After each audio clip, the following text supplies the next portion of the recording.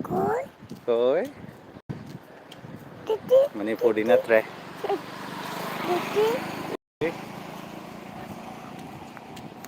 Yamna Manipuri nattre Manipur wang madani Manipur gi heng manakta. Dong dong dong. Awai. Nate, apa ya tombay? Do. Se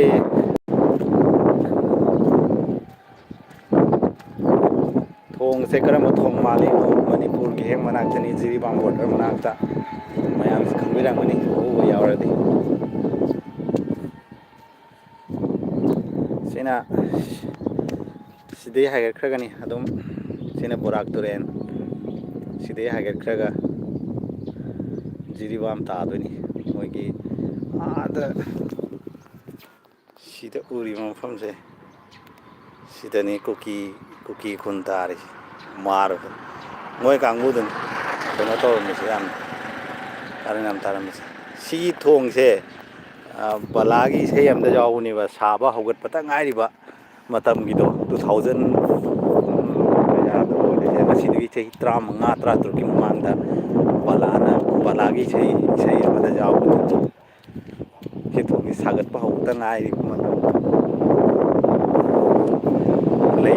leirang aina se yam leidra balagi adu ga jawuni ai Adhikari Mayam Indira Devi hi Sarlam dani chumbi chumme borak thoren gi sangi he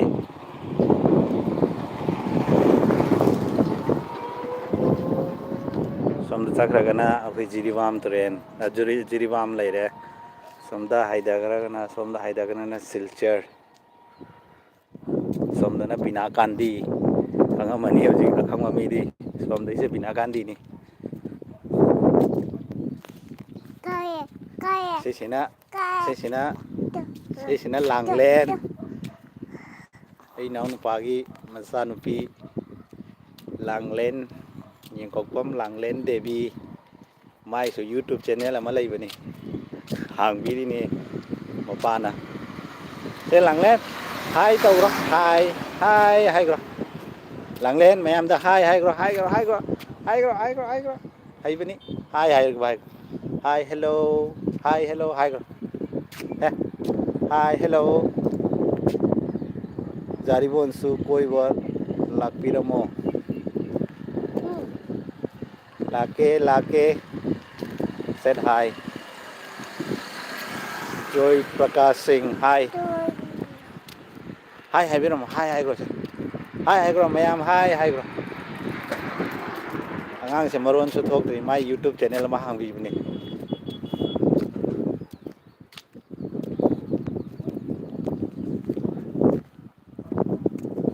sida thong ne bina kandi thong go thong somda statue am lei bina kandi du ba adu yeng balak kurumjari yamba kurumjari oh do nang di camera lok thok ga wang ngai camera ka sat ne chomme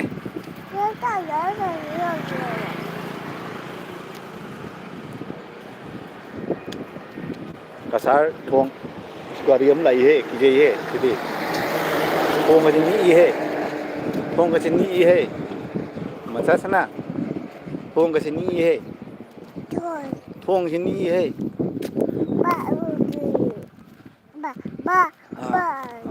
kari hai na se hai do mayam da hai do se hai do kro kari hai do na hai do kro se hai do kro se lang lên hai do kro cây no channel sibo yam ko jiro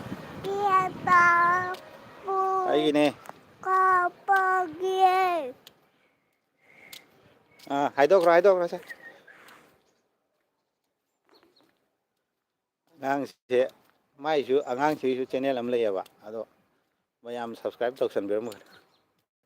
ai chen kainoda hairake link pirake kainoda comment ta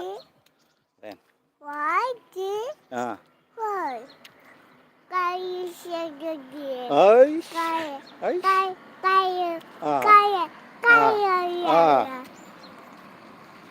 cái mafam se uraga wari am ningyange koi inau am lei nungsi bai nau ama lai rau chakra sida lai okna le ram bagi ama wari am lei cái mafam se maming dia rồi ma horen tikai ra ni palladi lai ok nei rami phui ra khang da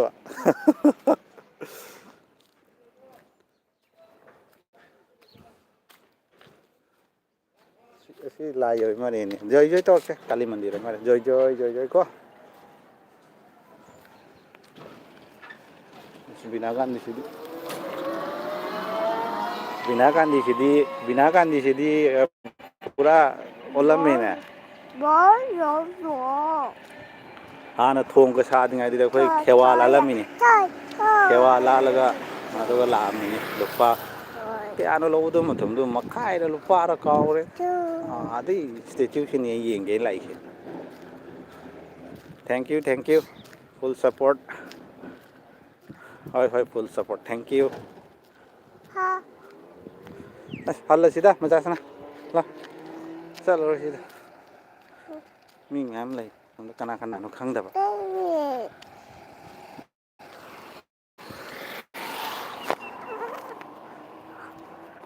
double के नमाही बिना कंदी मैं गाड़ी थोड़ी है गाड़ी अंगांग में लाई है आधा कीजे है लाओ शम्द संगचंग से लाओ है double lane RCC bridge over river Brak at Fullerton length of the bridge 261.08 meter no off span 5 and numbers or number I have numbers but and 2 no RCC का foundation piles foundation pile है कि होंगे length of the approach side 702 meter Fullerton side 378 meter Binakandi side year of construction 2012 the sag in constructed sponsored by Northeast Council executed by Public Works Department Silchar NEC Division number 2 Silchar yam hai re English ka pa lao sa sila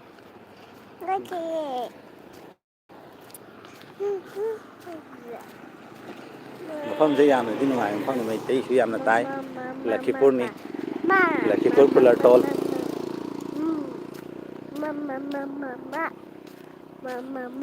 ai mai Mayam da hi am tok tok ra se hi Mayam kamai tauri good morning hi gro good morning ai ki ming langlen yang kokpam langlen hi cái nào ta ai mana bye nati mi hi rồi ga bye hi rồi hi good morning hi rồi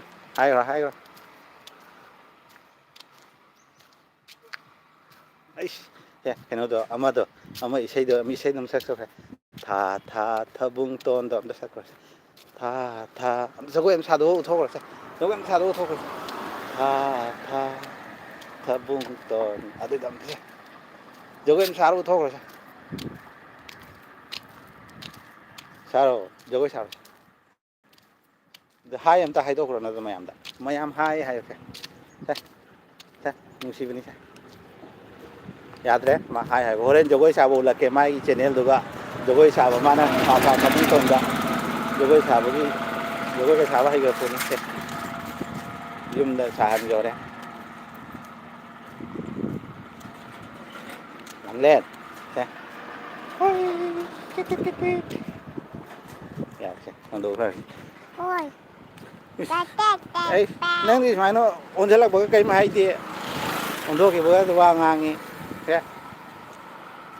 bro kailam to no Fullerton Tasar Fullerton Lakipur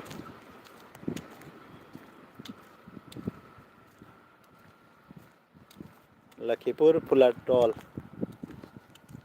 Sisi Lakipur Plateau Thong Bridge to ni Barak Turen Mathak Saba Bridge to Padi Padi Lay Rango Lay Angana Balagi say do Aduga Jawni Hisi 2012 the construct on a bridge Sabalo the Nido Matam to the at AQN is gonna move so that everyone loves bro. Oh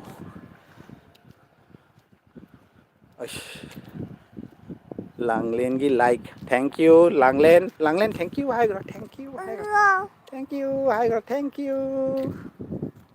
like hay nangi Langlen gi ne like ama hay thank you hi girl hello oh thank you oh yeah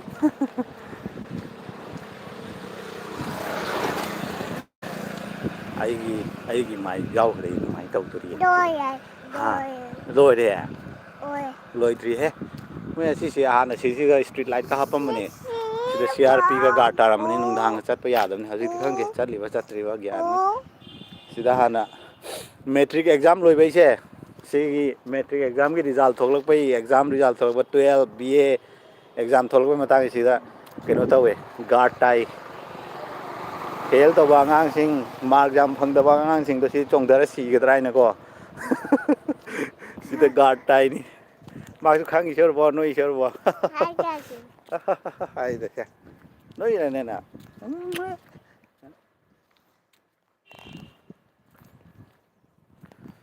Ana sida gata mini sida street light ka se ngalam mani hana di hajik ti ngali ba khang di. Nungang da lagti hajik ti.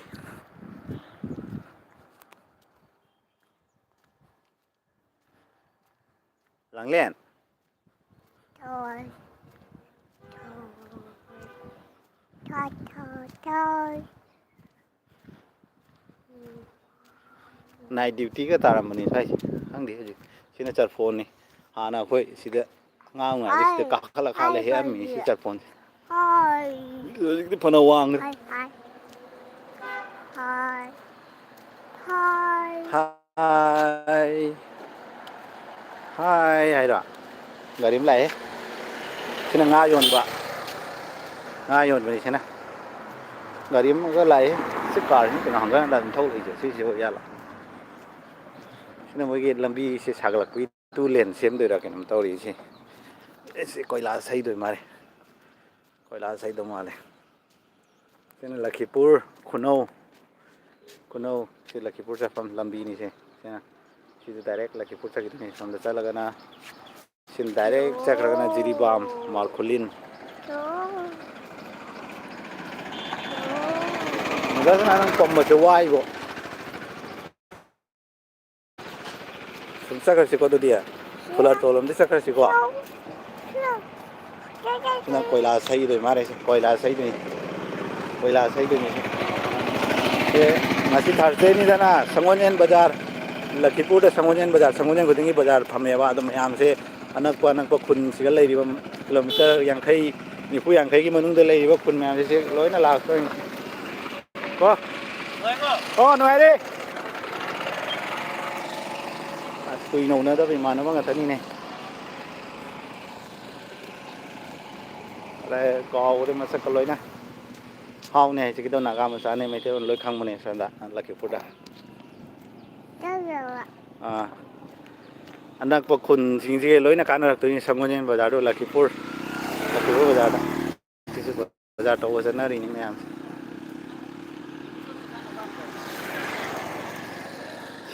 Sina bandana hoy ki jumle ho re sam da ko no bandana to khang bro na langle oinam gi bandana to khang bro na oh khang ni me mangang japan mangani video nam ke wa re bagi channel do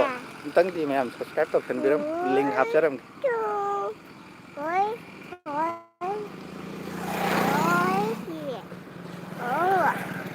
Go lại đi tu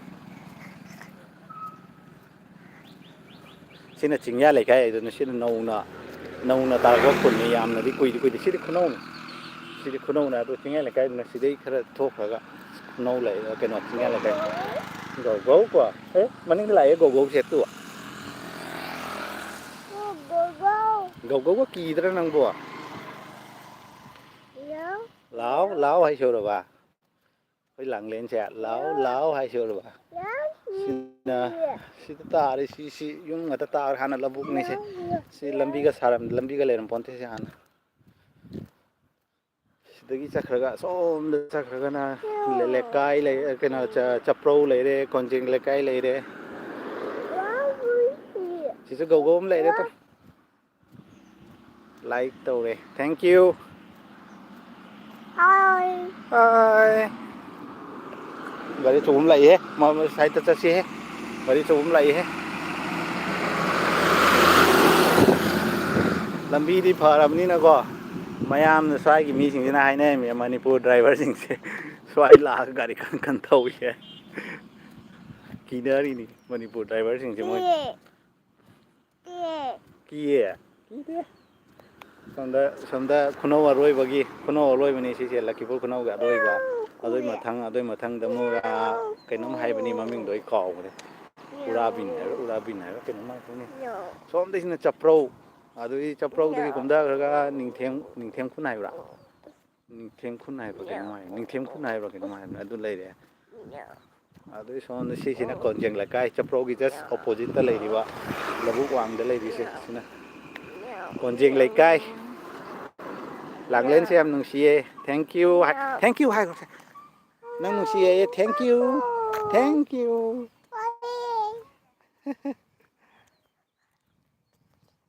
hai gre ko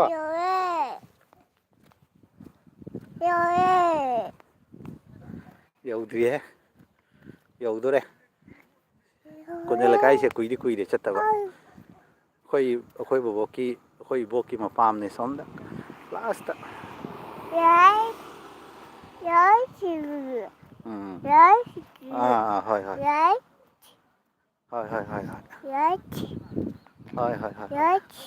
hoi kari light se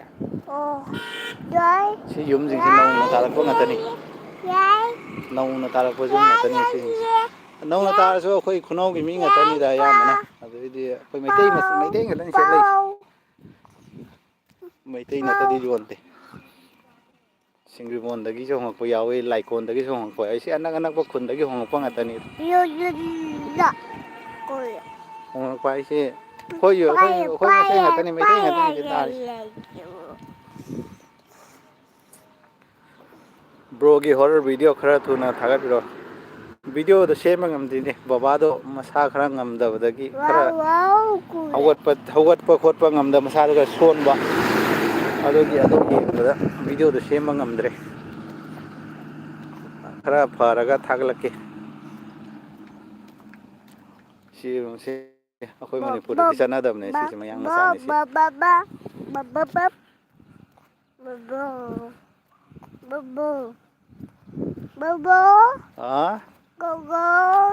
go leite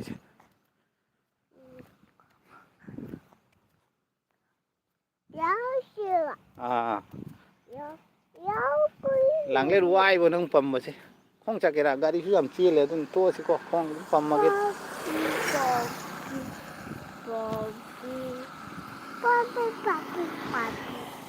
gari sina kan thoi ba lambi di pharab ni na ko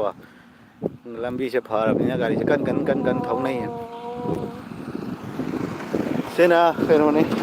khoi gi phattaba bangal wa lo bam kai ko ge do ai khang di kai ko kachra lo view se ama khata ngai khri ne sana mi gi mare yeng ning dra ba male he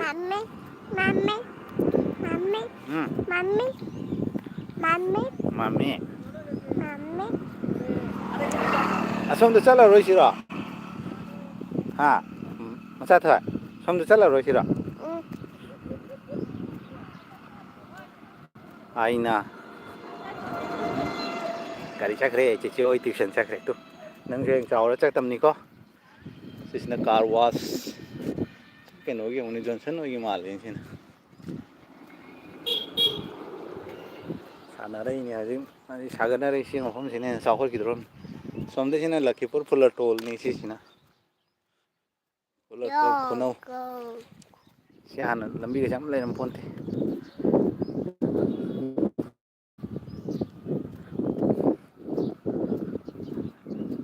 ꯒꯥꯔꯤ ꯌꯥꯝ ꯆꯦꯜꯂꯤꯍꯦ ꯒꯥꯔꯤ ꯌꯥꯝ ꯆꯦꯜꯂꯤꯍꯦ ꯃꯁꯥꯁꯤꯅ ꯒꯥꯔꯤ ꯌꯥꯝ ꯆꯦꯜꯂꯤꯍꯦ ꯃꯁꯥꯁꯤꯅ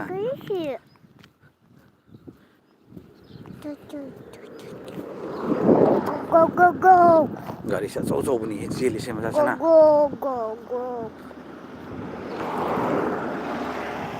ꯎꯁ ꯎꯁ ꯎꯁ video ꯑꯩꯅ ꯌꯦꯡꯕꯅ ꯕ꯭ꯔꯣ ꯚꯤꯗꯤꯑꯣ ꯑꯩꯅ ꯌꯦꯡꯕꯅꯤ ꯊꯦꯡꯀ꯭ꯌꯨ ꯚꯤꯗꯤꯑꯣ ꯌꯦꯡꯕꯤꯕꯒꯤ ꯁꯤꯁꯦ ꯍꯣꯂꯤꯁꯇꯤꯛ ꯊꯦꯔꯥꯄꯤ ꯁꯦꯟꯇꯔ ꯍꯥꯏ ꯁꯤꯁꯦ ꯂꯨꯄꯥ 500ꯔ ꯀꯌꯥ ꯂꯧꯕꯅꯤ ꯄꯨꯡ ꯑꯃꯗ ꯅ꯭ꯌꯨ ꯔꯣꯗꯇ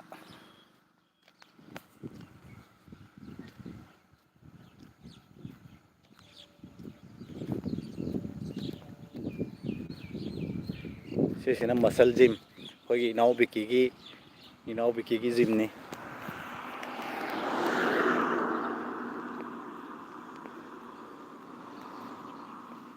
ꯁꯤ ꯀꯔꯤꯅꯣ ꯈꯪꯗꯦ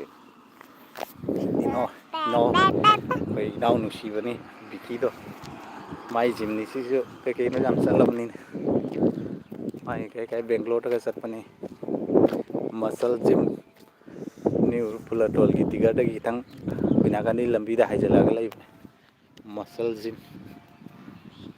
ꯇꯧꯔꯤ ꯃꯥꯗꯤ ꯑꯦꯛꯁꯔꯁꯥꯏꯁ ꯇꯧꯅꯔꯤ ꯁꯤꯕ ꯚꯖꯟ ꯕꯂꯥ ꯆꯦꯀꯣꯟ ꯁꯤ ꯚꯖꯟ ꯍꯥꯏꯔꯣ ꯀꯩ ꯍꯥꯏꯅꯣ ꯈꯪꯗꯦ ꯁꯤ ꯚꯖꯟ ꯅꯠꯇꯦ ꯃꯐꯝꯁꯦ ꯀꯩꯅꯣꯅꯤ ꯂꯛꯈꯤꯄꯨꯔ ꯐꯨꯂꯔꯇꯣꯜ ꯀꯁꯥꯔ ꯁꯤꯁꯦ ꯈꯨꯅꯧ ꯆꯤꯡꯕꯅꯤ ꯑꯗꯨꯒ ꯁꯤ ꯂꯥꯟꯗꯣꯛꯑꯒ ꯁꯣꯝꯗ ꯆꯤꯡꯉꯥꯏ ꯂꯩꯀꯥꯏ ꯂꯩꯕ ꯆꯤꯡꯉꯥꯏ ꯂꯩꯀꯥꯏ ꯅꯧꯅ ꯇꯥꯔꯛꯄ ꯈꯨꯟꯅꯤ ꯅꯧꯅ ꯍꯥꯏꯁꯤ ꯆꯍꯤꯗꯤ ꯈꯔ ꯌꯥꯝꯃꯝꯃꯅꯤ ꯍꯥꯏꯐꯦꯠ 10-15 ꯁꯨꯔꯝꯃꯅꯤꯗ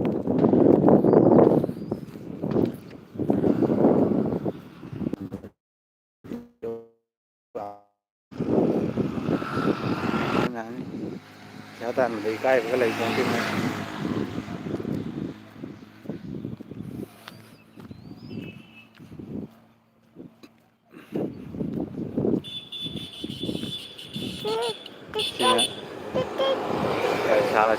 ꯄꯩꯁꯥꯁꯦ ꯂꯩꯇꯕꯅꯤꯅ ꯁꯤꯅ ꯑꯩꯈꯣꯏꯒꯤ ꯍꯤꯡꯒꯣꯜꯅꯤ ꯂꯩꯕꯥꯛ ꯊꯣꯟꯕꯗꯤ ꯑꯩꯈꯣꯏꯅ ꯏꯍꯥꯡ ꯍꯥꯜꯂꯤꯅꯤ ꯄꯩꯁꯥꯗꯣ ꯈꯔ ꯋꯥꯕꯒꯤ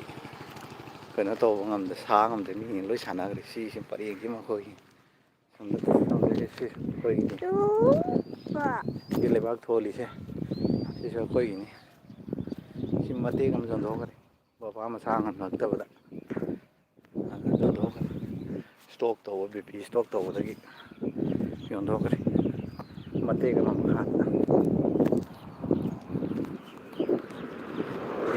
ꯏꯃꯣꯏꯅꯨꯗꯨꯅ ꯀꯗꯥꯏ ꯆꯠꯈ꯭ꯔꯒꯦ ꯕꯖꯥꯔ ꯆꯠꯄ ꯃꯣꯕꯥꯏꯜ ꯏꯃꯣꯏꯅꯨ ꯏꯁꯇꯣꯔꯗꯣ ꯀꯥꯏ ꯆꯠꯈ꯭ꯔꯒꯦ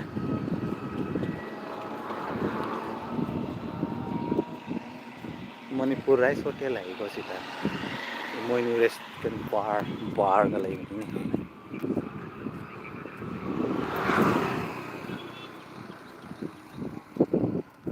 ꯃꯊꯛꯇꯅ ꯏꯃꯣꯏꯅꯨꯗꯨ ꯀꯗꯥꯏ ꯆꯠꯈ꯭ꯔꯕꯅꯣ ꯈꯪꯗꯦ ꯋꯥꯔꯦꯍꯦ ꯃꯁꯥꯁꯥ ꯅꯪ ꯄꯝꯕꯁꯦ ꯋꯥꯏ ꯍꯥꯏꯕ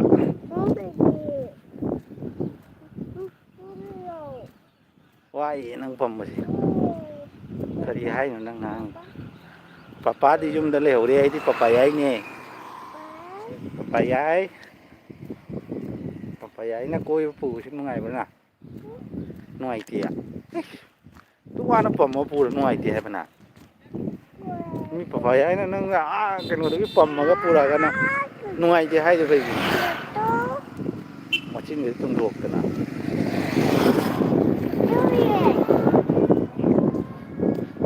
ꯁꯣꯝꯗꯁꯨ ꯑꯩꯈꯣꯏꯒꯤ ꯊꯪꯒꯥꯜ ꯖꯦꯅꯦꯔꯦꯜꯒ ꯀꯩꯀꯥ ꯁꯤꯗ ꯏꯁꯇꯦꯆꯨ 3 ꯂꯩꯁꯦ ꯁꯤ ꯃꯩꯇꯩꯒꯤ ꯉꯥꯛꯇꯅꯤ ꯁꯤ ꯖꯤꯔꯤ ꯆꯠꯐꯝ ꯅꯧꯅ ꯁꯦꯝꯕꯅꯦ ꯖꯤꯔꯤ ꯂꯝꯕꯤꯅꯦ ꯑꯁꯣꯝꯗꯒꯤ ꯁꯤꯅ ꯅꯧꯅ ꯁꯦꯝꯃꯛꯄ ꯁꯤꯅ ꯁ꯭ꯔꯤ ꯁ꯭ꯔꯤ ꯂꯣꯛꯅꯥꯊ ꯕꯥꯕꯔ ꯃꯟꯗꯤꯔ ꯖꯣꯏ ꯂꯥꯏꯖꯣꯏ ꯁꯤꯒꯤ ꯏꯁꯇꯦꯆꯨꯁꯤꯅ ꯀꯔꯤꯒꯤ ꯏꯁꯇꯦꯆꯨꯅꯣ ꯈꯪꯗꯦ ꯁ꯭ꯋꯥꯃꯤ ꯕꯤꯕꯦꯀꯥꯅꯟ ꯏꯁꯇꯦꯆꯨ ꯁꯤꯅ digger Digar. Penjai me kai chili no. Apa ya kai chali noi? Koko ya ramo. Koko chili ra. Koko chili da ne. Lah.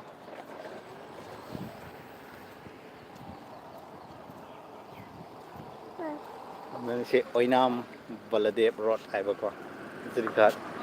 Zirigat binagandi. Somdana konje lekai lambi silchar chaki dowa adoi sida haijan baisina digar haijan baisina jiri lambi somda chakragana pulartol men point ta do somdana lari lakani paisa paina re mathang ni sagan nari chakra sia khoi hana thabak changni hare sida chelami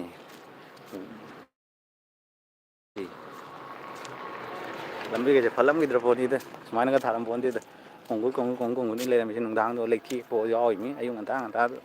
pung mari da wala chelam ni hana sida thabak chang dingai da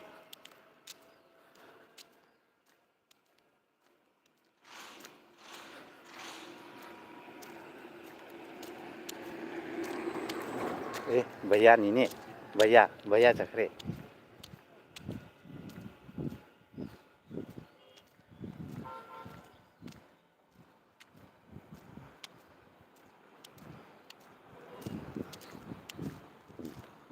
भैया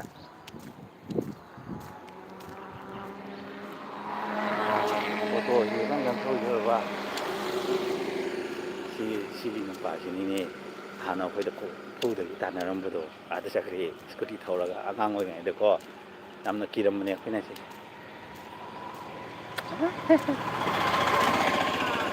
aya na horen yum yo raga live ta nang jogoi sab do thok si ko tha thabung ton do ko jogoi sab do chi ko mayam da ko lu kiranji chakre tu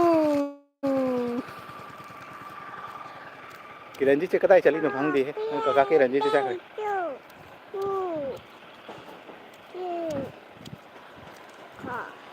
sina kalibari akhoi na angang oi ngai da sidel Karamba hek lam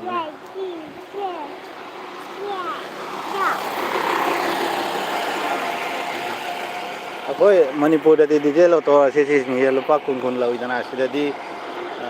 kilometer ama makai ni mukchen ma lupa 10 tani ka da di kun lau nei dana sida lupa 10 ka tan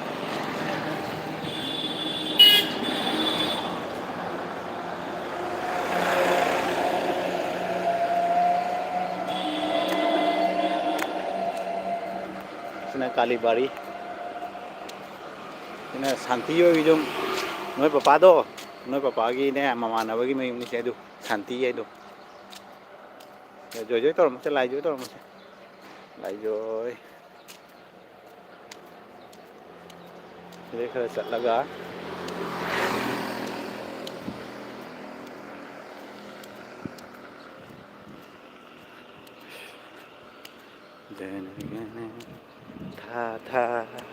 thabung to sina central bank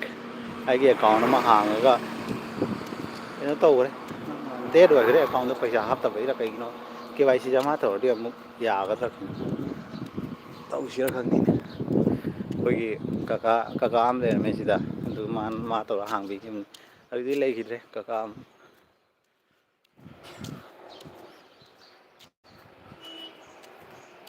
Total point main point yêu đó đấy total point jadi harga pom jadi Lakipur platform ki main point yêu đó đấy bari juga kan tahu ini na tak masa sana kije ya betul na video number kije gari sekan kan tahu ni kije ya ba ko iya ba ko sina akhoi na football thanaram ni simu phom je di jum ga tangai re football ground kam lai tre as thar ni aina pam ja ba gari ni se gari said hi not some hi chauba devi hi si cricket football thanaram ni simu phom je jum ga tangai re kuno high school ni chang ra moni dawai pram kayım khangdri loi building sana monida in karamano monida ten house hay lam leirami hana sida moi do kadai da chakra khangte ko ma cha thwa petrol main point yo dore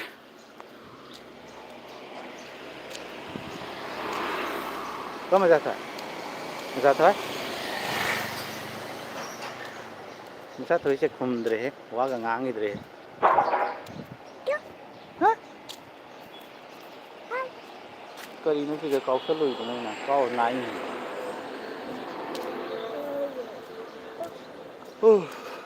qua đây bộ qua đây nâng bầm bữa sẽ qua cái anh em mà cha thôi nè good morning chắc chắn rồi cha đi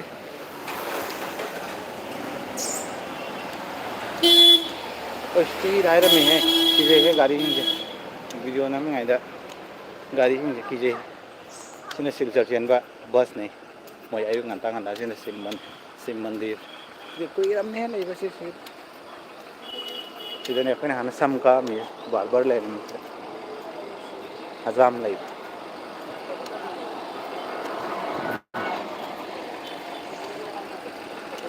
silver trên và bus này thế nào ô tô chia lên silver bộ có trăm lâu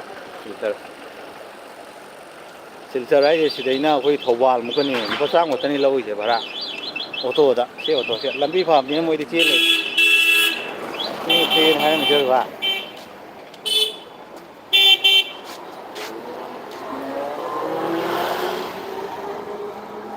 เจน่าไปกี่ฟาร์มาซี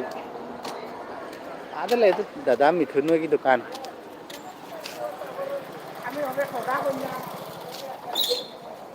เจน่ามีทุนไว้กี่ดุกันรอยคอนฟรีสตรีทสอบไปสตรีทของเฮ้ยकोई cycle से एक मुंठो के लेकिन ना दिसंबर की दुकान को हाइजर आएगा हाँ योदर हैความมนาสิมั้งความน้ำมันลูกป้าคุณกี่พายมั้งนี่เขาอยากจะพายมั้งเดี๋ยวลูกป้าจำอย่างใครได้เมื่อที่ลูกป้ากินคุณขัดเนี่ยความนาหนุ่มมาย่างที่น่ะเฮ้ยโดนละก็ตั้งโยนปะ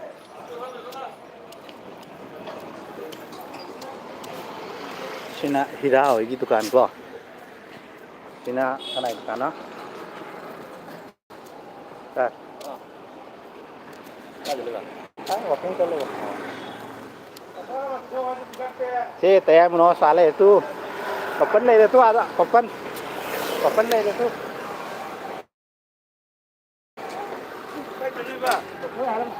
Ôi chân lưỡi đó. Ý cái vậy. Ya. Salah sebelah.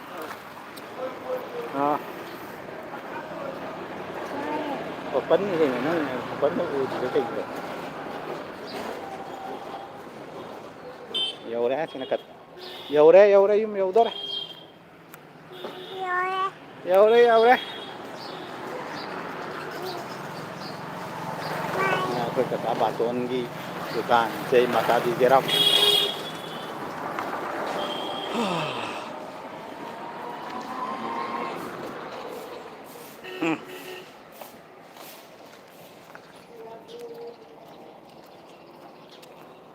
ini kenapa tutup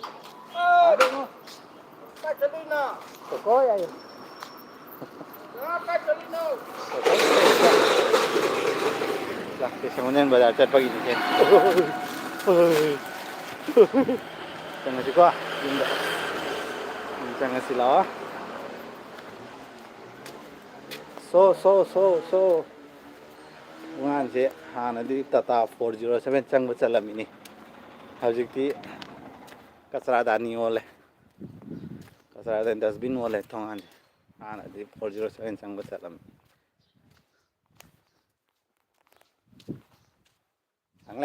lang lên say hi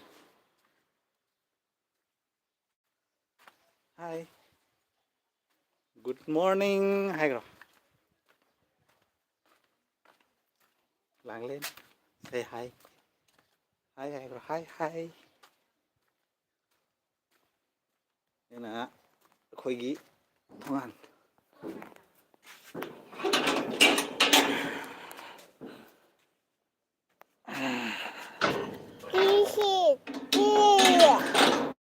không trả lời chịu quá đấy ai à la lắng lên la đây phụ phụ mà phán lên là mình nè xin lo tôi phán mà sang làm thế xin lo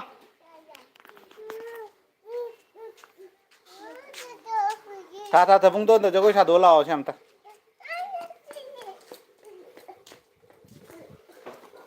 nào xin lo lao ai còn cùi rồi cái phần cái nó cái xe phải cùi rồi năng xí lại ra thì cái gì nó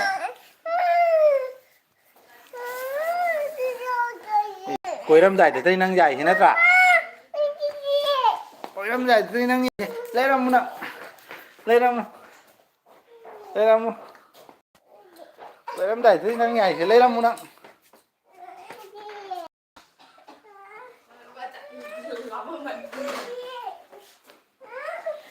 biscuit cha cái hai mà này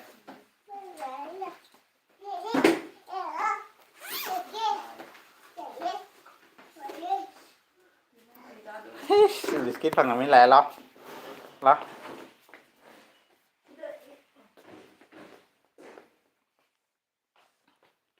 xin lo cao luôn nào sang chỗ cái chồng để sang xí lọc chỗ cái chồng sang xí lọc chỗ cái chồng thế làm chỗ cái chồng sẽ liệp vô अपन mobile में तो पूरा क्या इसे हम सक्स इसे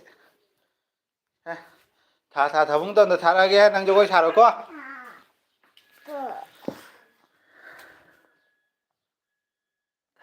था बुंग तो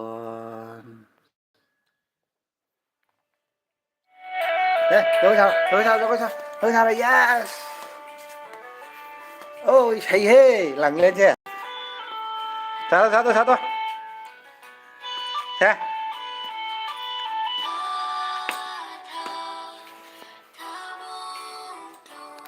quay lằng lên cho tôi xa đi à tôi ở đây gì vậy cho tôi làm sao đồ chứ nung sim đi à hay he bung charong amatang thada bira o wow hay he sao sao chứ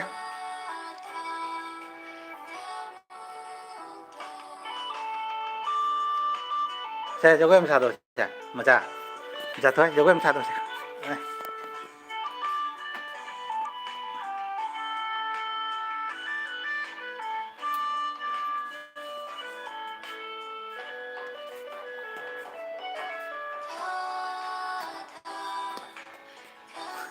tàu dương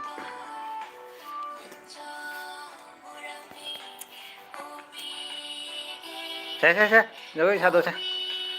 my channel đó anh là cái đài nó link hấp cái tàu này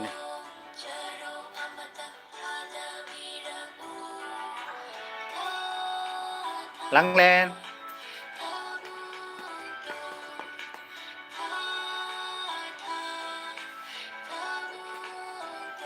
Mayam live sẽ lôi lagi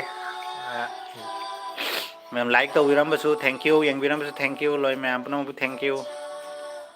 ada last ta magi si akegi sigi angang si langlen ko se si langlen ko se nungsi ba se magi channel am lei bani ado subscribe to sen viram Mayam link hapam ge comment ta se thank you bye to se bye to ra Mayam nungsi bye ado tha rồi ado tha rồi bye đâu rồi si bye đâu rồi đâu thả tôi nè bye hai rồi bye bye hai rồi bye thả cái bà si thả cái bà đâu đâu thả tôi nè bye đâu rồi bye anh ngôn là tê si đã ꯐꯣꯟꯗ ꯕꯥꯏ ꯕꯥꯏ ꯇꯧꯔꯁꯦ ꯑꯩꯉꯣꯟꯗ ꯅꯠꯇꯦꯕ ꯁꯤꯗ ꯕꯥꯏ ꯕꯥꯏ ꯇꯧꯔꯁꯦ ꯕꯥꯏ ꯕꯥꯏ ꯕꯥꯏ ꯕꯥꯏ ꯕꯥꯏ ꯕꯥꯏ ꯍꯥꯏꯔꯣ ꯕꯥꯏ ꯕꯥꯏ ꯍꯥꯏꯌꯣ ꯕꯥꯏ ꯕꯥꯏ ꯍꯥꯏꯔꯣ ꯁꯦ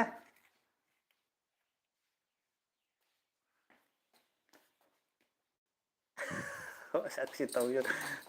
ꯊꯥꯔꯒꯦꯁꯦ ꯂꯥꯛꯑꯣ ꯆꯦꯟꯈ꯭ꯔꯦ ꯃꯌꯥꯝ ꯊꯝꯃꯒꯦ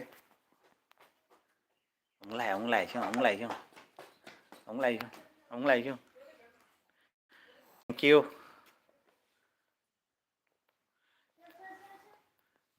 ꯁꯦ ꯕꯥꯏ ꯕꯥꯏ ꯍꯥꯏꯈ꯭ꯔꯣꯁꯦ ꯂꯥꯛꯑꯣ ꯕꯥꯏ ꯕꯥꯏ ꯍꯥꯏꯈ꯭ꯔꯣꯁꯦ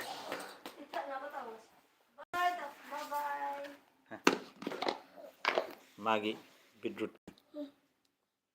ꯕꯤꯠꯔꯨꯠ ꯁꯦ ꯆꯥꯕꯗꯤ ꯁꯥꯏ ꯆꯥꯕꯗꯤ ꯍꯦꯛꯇ ꯃꯥ ꯆꯥꯕꯁꯤ ꯌꯦꯡꯉꯣ ꯍꯥꯎꯗꯧ ꯃꯥꯜꯂꯦ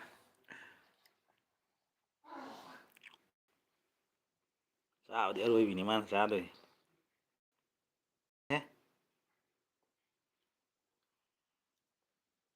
ꯕꯤꯠꯀ ꯑꯣꯠꯁꯀ ꯍꯧꯕ ꯇꯟ ꯁꯤꯠꯂ ꯆꯥꯏꯁꯨ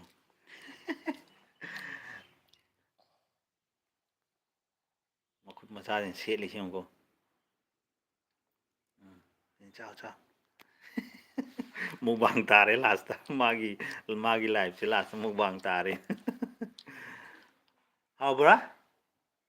ꯍꯥꯎꯕ꯭ꯔꯣ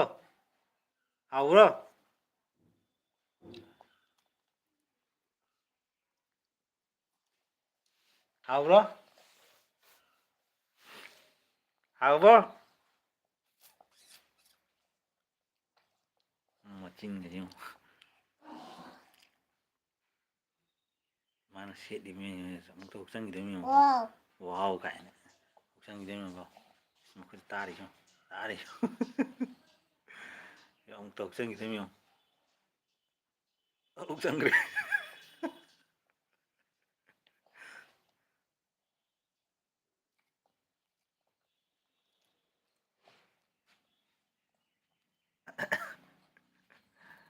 ꯂꯥꯡꯂꯦꯟ ꯌꯦꯡꯉꯣ ꯃꯨꯛꯕꯥꯡ ꯇꯥꯔꯦ ꯅꯪꯗꯤ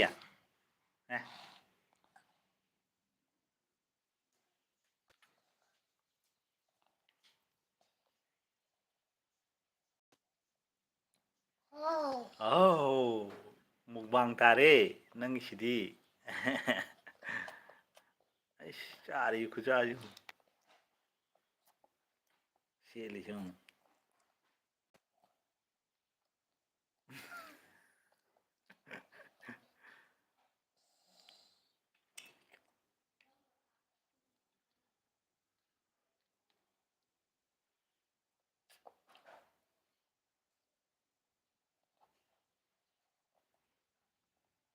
ꯁꯤ ꯂꯣꯏ ꯆꯥꯈꯤꯗꯣꯏꯅꯤ ꯌꯦꯡꯉꯨꯀꯣ ꯆꯥ ꯍꯥꯎꯕ꯭ꯔ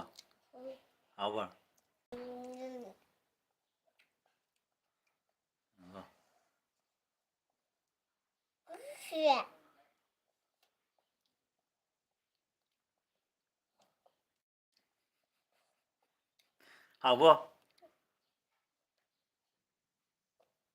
ꯍꯥꯎꯕ꯭ꯔꯣ ꯆꯥꯔꯤ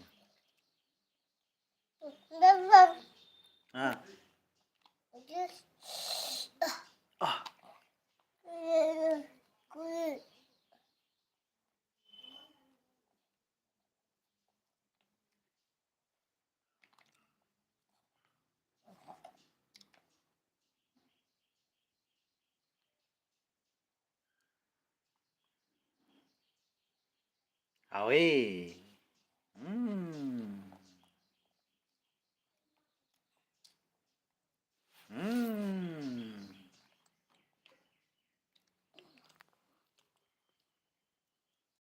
ꯃꯈꯨꯠ ꯃꯁꯥꯅ ꯁꯦꯠꯂꯤꯁꯤ ꯌꯦꯡꯉꯨ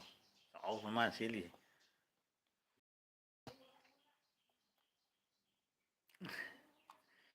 ꯕ꯭ꯔꯣꯒꯤ ꯋꯥꯔꯤ ꯅꯨꯡꯉꯥꯏꯌꯦ thank you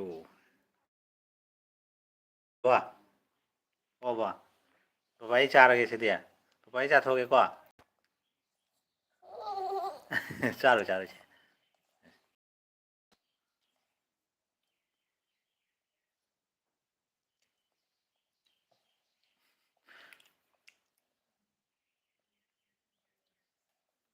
teng teng teng teng teng.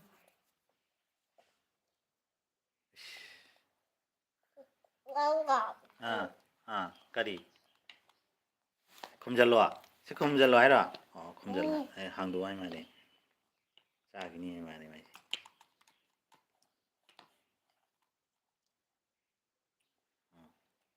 Loi chang ngudro do na mukta. Namni ya.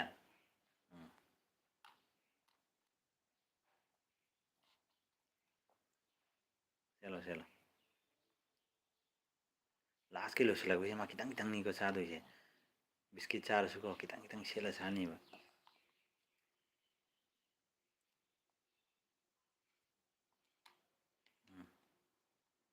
Sila sila thamini mai.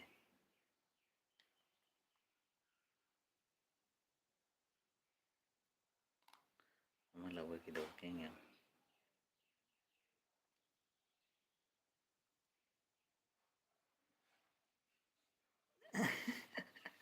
Se. Mai pire ni ne si de. Lawi na te ne piri ni ne. Papa ye char ke ko. Ko. Papa ye char ke ko. Sa nu à. Vậy là cái hỏi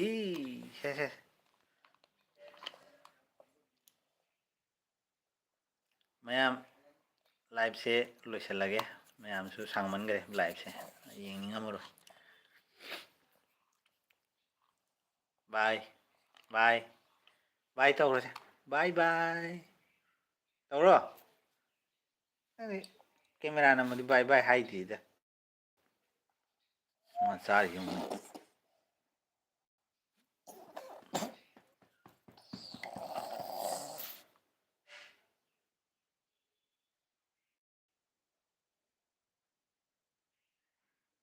ke do tino da asala ke do tino ba thangre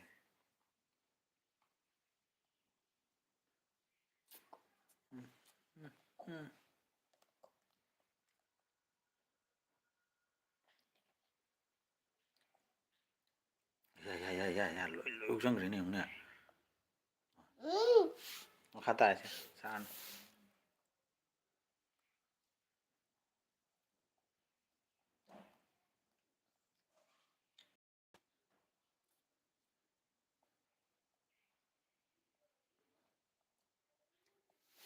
lo sang re ne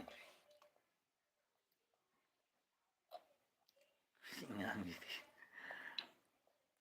bang ni ko nang mo bang ole nang ise ko lah oktra ba oye kumjangre oye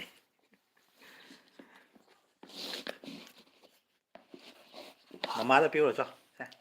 cho lo mama da piu rồi lôi đây không sao lôi đây mama da piu rồi cho lo chelo live sẽ lôi sẽ lage bye